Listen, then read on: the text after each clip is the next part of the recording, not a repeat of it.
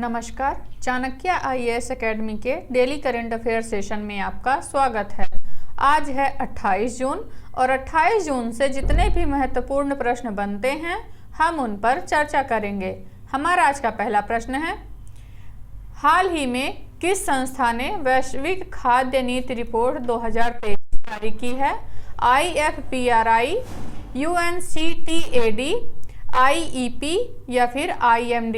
तो अभी हाल ही में IFPRI मतलब अंतर्राष्ट्रीय खाद्य नीति अनुसंधान संस्थान द्वारा वैश्विक खाद्य नीति रिपोर्ट 2023 जारी की गई है।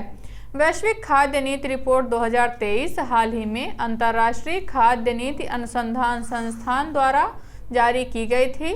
इस रिपोर्ट के अनुसार 3 महत्वपूर्ण चुनौतियों कोविड-19 महामारी, यूक्रेन और रूस के बीच चल रहे संघर्ष और प्राकृतिक आपदाओं की लगातार घटनाओं के संयोजन ने दक्षिण एशिया में खाद्य सुरक्षा प्रणाली की भेद्यता को बढ़ा दिया है।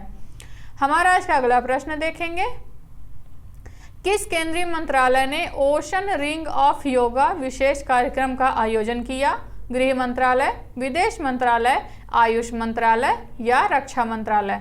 तो अभी हाल ही में आयुष मंत्रालय द्वारा योग दिवस के दिन ओशन रिंग ऑफ योगा कार्यक्रम शुभारंभ किया गया। अंतर्राष्ट्रीय योग दिवस 2023 के उपलक्ष्य में आयुष मंत्रालय ने एकता और एकजुटता के प्रतीक के लिए ओशन रिंग ऑफ योगा नामक एक विशेष कार्यक्रम का आयोजन किया है। इस पहल के हिस्से के रूप में हिंद महासागर क्षेत्र में तैनात भारतीय नौसेना के जहाज वसुधैव कुटुंबकम के संदेश को बढ़ावा देने के लिए मित्रवत विदेशी देशों के विभिन्न बंदरगाहों का दौरा कर रहे हैं। हमारा आज का अगला प्रश्न देखेंगे, टाइम्स हायर एजुकेशन द्वारा जारी एशिया यूनिवर्सिटी रैंकिंग 2023 में भारत में अग्रणी विश्वविद्यालय कौन सा है? बनारस हिंदू विश्वविद्यालय, जवाहरलाल नेहरू विश्वविद्यालय, भारतीय विज्ञान संस्थान या फिर दिल्ली विश्वविद्यालय? तो अभी हाल ही में जारी इस रिपोर्ट के अनुसार भारतीय विज्ञान संस्थान टॉप पर रहा है। टाइम्स हायर एजुकेशन द्वारा हाल ही में जारी एशिया यूनिवर्सिटी रैंकिंग 2023 में भारतीय विज्ञान संस्थान भारत में अग्रणी विश्वविद्यालय है। रैंकिंग एशिया भर के विश्वविद्यालयों के प्रदर्शन और प्रतिष्ठा को उजागर करती है।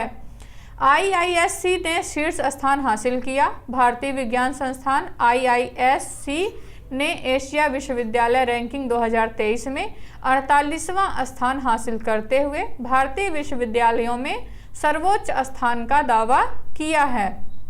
हमारा आज का अगला प्रश्न देखेंगे, हाल ही में भारत सरकार ने पशु चिकित्सा दवाओं टीकों के लिए NOC देने के लिए किस नाम से एक पोर्टल लॉन्च किया है?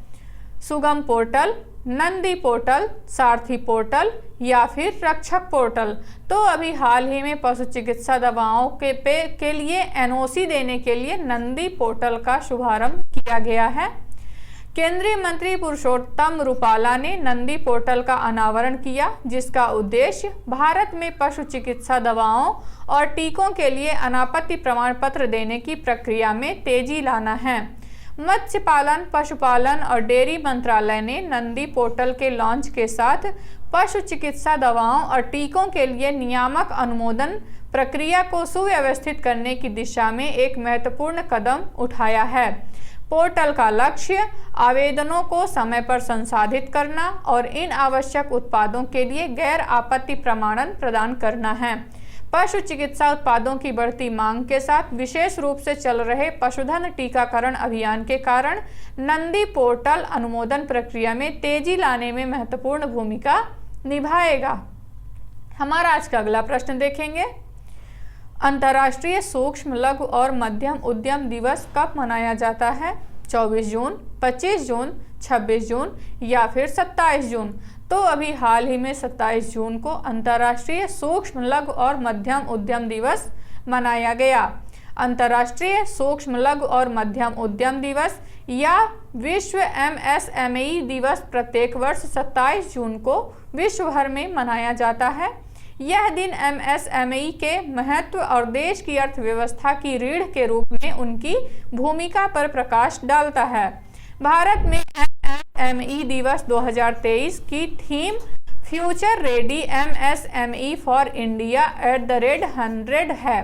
अंतर्राष्ट्रीय व्यापार को बढ़ावा देने के लिए वैश्विक परिषद इस दिन को एक साथ मजबूत भविष्य का निर्माण थीम के साथ मनाती है।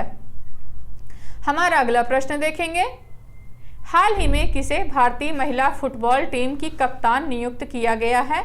बाला देवी, अपर्णा नारजारी, अदिति चौहान या फिर ओइनम बेम देवी। तो अभी हाल ही में अपर्णा नारजारी को भारतीय महिला फुटबॉल टीम का कप्तान नियुक्त किया गया है। स्वीडन के खिलाफ अपने आगामी मैच में भारतीय महिला फुटबॉल टीम का नेतृत्व असम की अपर्णा नारजारी करेंगी। स्वीडन के खिलाफ खेलने के लिए पूर्णा नारजारी को टीम का कप्तान चुना गया है, जो राज्य के लिए बेहद गर्व की बात है।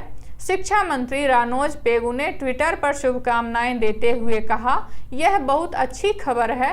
कोकराझार की अपर्णा नारजारी स्वीडन में खेलने वाली भारतीय महिला फुटबॉल टीम की कप्तान हैं।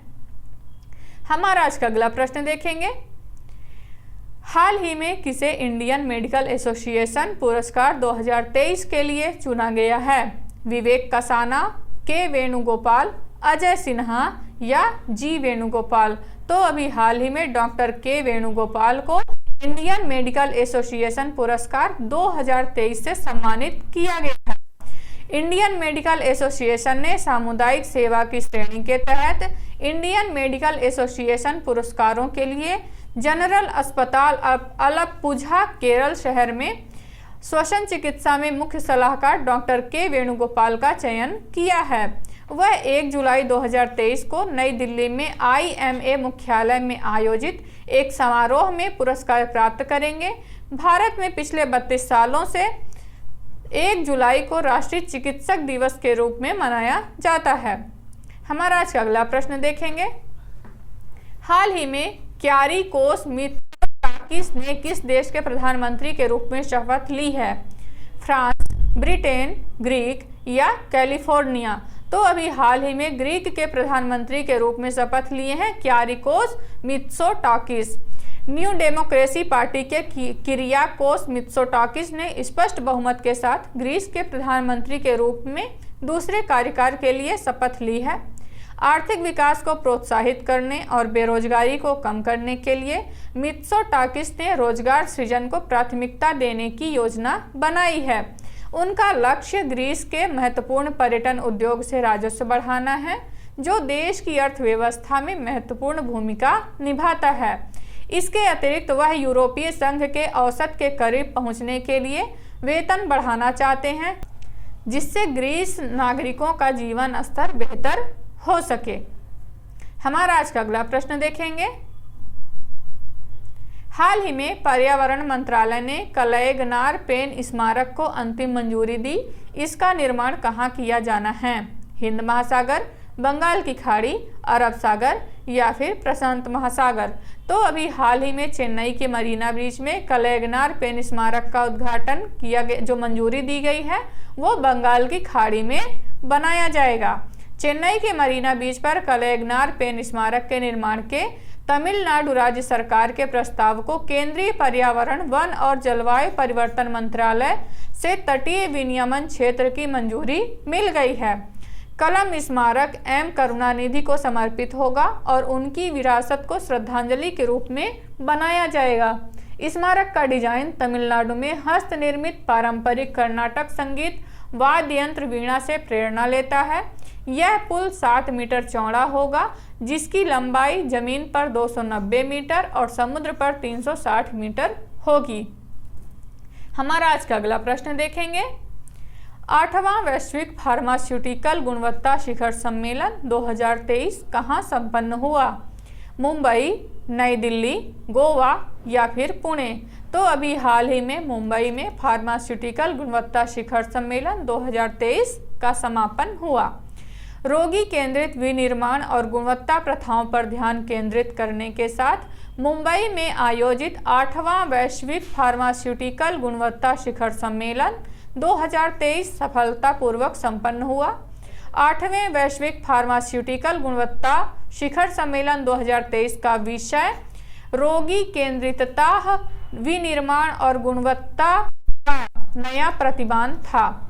इस थीम का उद्देश्य रोगी की जरूरतों को प्राथमिकता देने और समग्र स्वास्थ्य देखभाल अनुभव को बढ़ाने के लिए विनिर्माण और गुणवत्ता आश्वासन के लिए नवीन दृष्टिकोण का पता लगाना है। तो ये रहे आज के हमारे कुछ महत्वपूर्ण प्रश्न। आशा करते हैं चाणक्य IAS एकेडमी द्वारा चलाया जा रहा करंट अफेयर सेशन आपको पसंद आ रहा होगा। हमारे ऐसे और भी कंटेंट से जुड़ने के लिए हमारे चैनल को सब्सक्राइब करें और बेल आइकन दबाना ना भूलें। धन्यवाद।